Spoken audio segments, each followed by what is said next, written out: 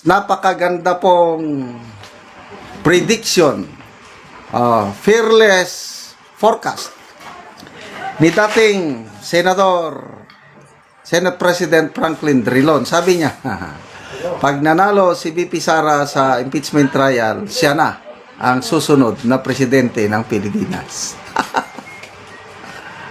Pakinggan natin. Do you think this will be part of the Vice President's comeback narrative and she will emerge stronger in politics? Certainly. If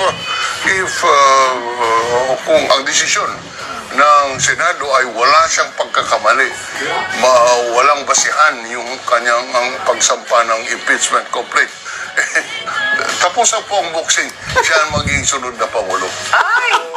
What a fearless forecast! Tapusan po ang boxing, siya ang magiging sunod na Pangulo. Ay!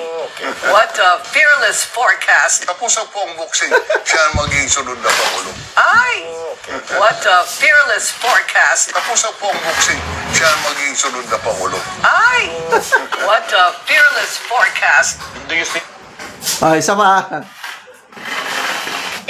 this will be part of the Vice President's comeback narrative and she will emerge stronger in politics? Certainly. If kung ang desisyon ng Senado ay wala siyang pagkakamali, walang basihan yung kanyang ang pagsampa ng impeachment complaint, tapusan po ang boxing, siya ang magiging sunod na Pangulo. Ay! What a fearless forecast! Sa isang separate interview, sino bang nag-interview sa kanya? Si Pinky Webman siguro. Sinabi rin niya na it's very easy for VP Sara to win in the impeachment trial.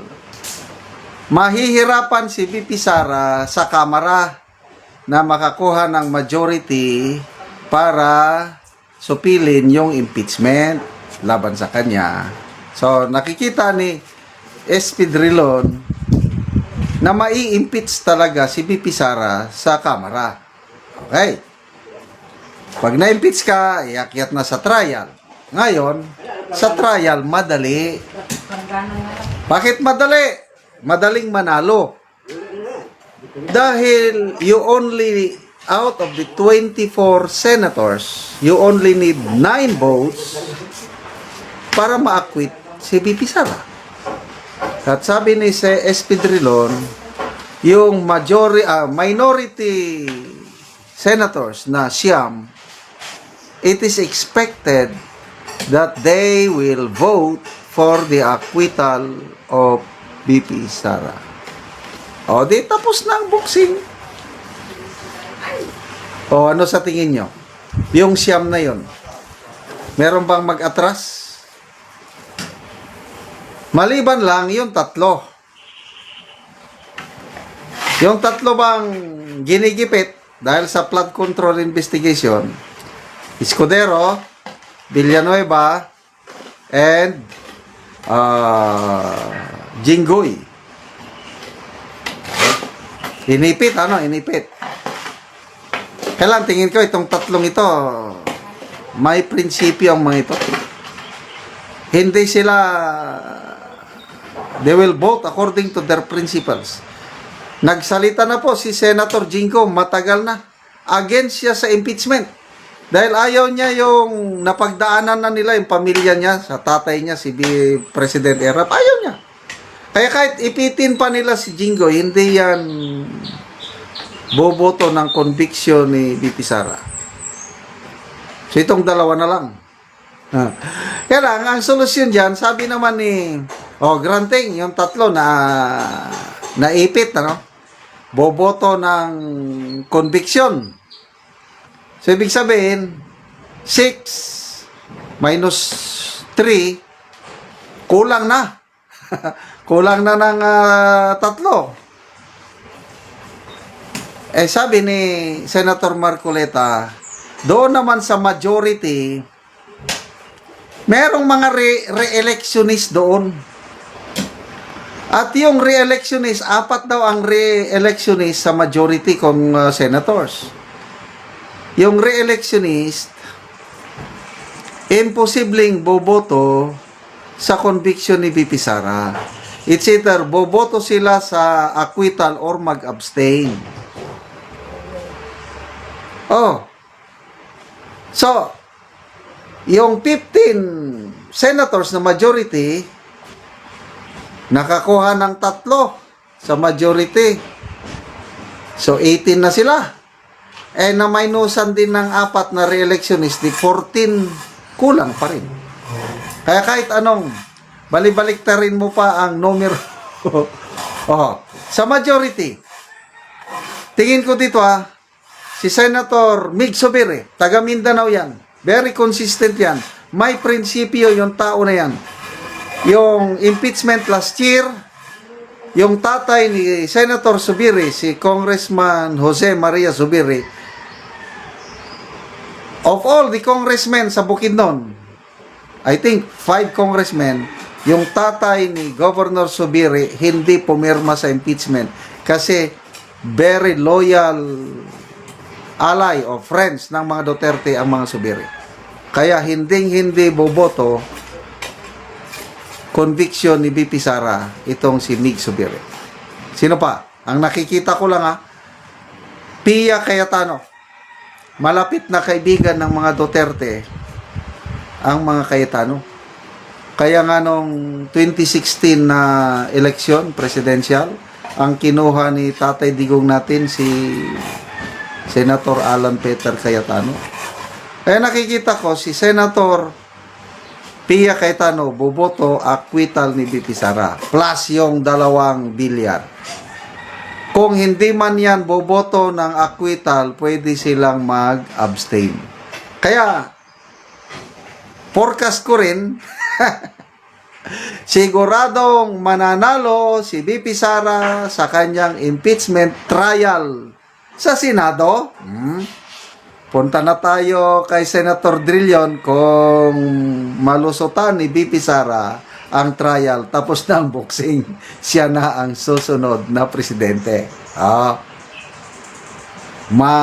There will always be a day of reckoning. Sabi ni Tatay Digong, malapit na. Humanda na kayo. Yung group effort na nagpakidnap sa aming Tatay Digong, lintik lang ang walang blank. Bahala na kayo. Magtago na kayo kung may mapagtaguan kayo.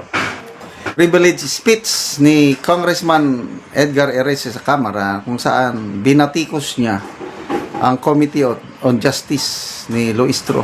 Naglabas siya ng hinaing sama ng loob sa 5 term daw niya as congressman. Ngayon lang nangyari na hindi siya nakapagtanong sa committee kahit hindi siya membro. Anong pagkakaiba natin sa mga Duterte, sabi niya. Pakinggan natin. The Committee on Justice for the first time in the history of Congress did not allow a member to pose questions to witnesses or resource persons. Hindi ako nagkaroon ng pagkakataon tanungin ang mga kadududang pahayag ni Madriaga at iba pa. Dahil hindi ako miyembro, wala po akong natatandaan sa 5 kongreso na dinaluan ko. Kahit hindi ako miyembro, nakakapagtanong ako ngayon lang dito sa Justice Committee.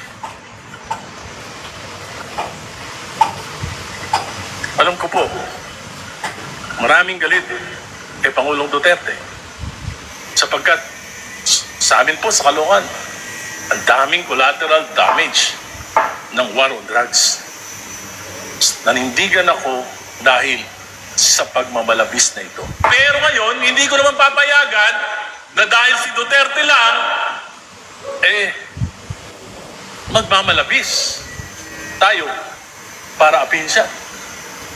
Kung gagawin natin yun, anong kaibahan natin kay Duterte? Correct! Di parang si Duterte din tayo. Correct!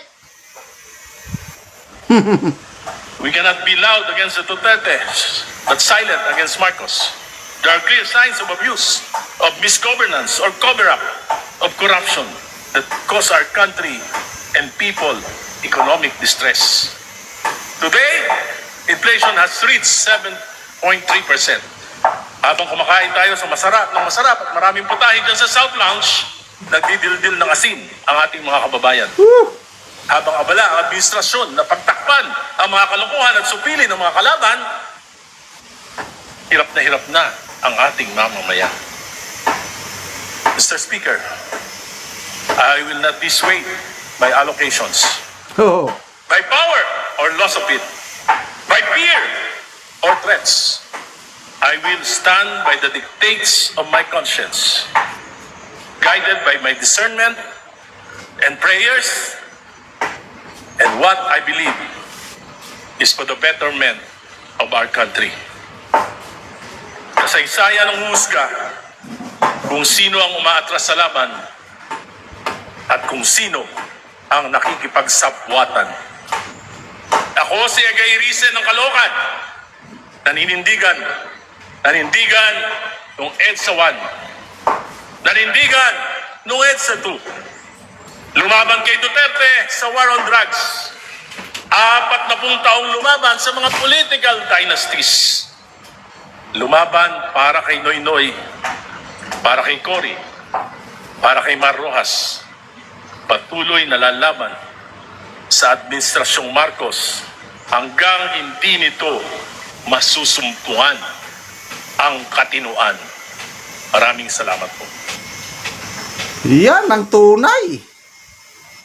Kung lahat ng dilawan katulad niya, walang problema. Dilawan ulit ang presidente natin. Pero wala siyang kinikilingan. Against siya sa war on pulburon ni Tatay Digong. Nilalabanan niya noon. O ngayon, nakikita niya ang pagmamalabis ng Marcos Jr. administration sa mga Duterte. So ano ang kaibahan natin? Parehas lang tayo. O, parehas lang kayo. Kasi sinasabi niya, ang impeachment na ito laban kay BP Sara ay disenyo ng Marcos Jr. administration para alisin ang malakas na kalaban nila dahil takot sila ngayon, itong administrasyon ito, takot na may Duterte na manalo at sisingilin sila sa kanilang ginagawang mali-maleta pagnanakaw sa kaban ng taong bayan. So, salamat sa mga ganitong matatapang na kongresista. May pag-asa pa ang ating bayan. Kung may mga ganitong opisyal tayo na handang tumindig sa kanilang prinsipyo. Kanina may napanood akong pahayag o interview ba. Si Congressman Puno, sabi niya, may estimate niya, may 180 congressmen na daw na secure nilang perma sa impeachment. Ganon din si Congressman Adjong, 180. O di, sobra na. O, sige. Kahit 200 plus pa. Kahit nga lahat kayo, pumirma eh. Except, dito kay RC, sinabi niya, he will not vote para sa impeachment ni BP Sara. Dahil hindi siya pro-Marcos, hindi siya pro-Duterte. Hindi daw siya atin sa botohan. Congressman Libeste, sabi niya, I will not vote for the impeachment of BP Sara. Congressman Barsaga, hindi rin boboto. Mangilan-ilan lang yung mga hindi boboto. But, sige. No problem. Kahit 200 plus, no problem.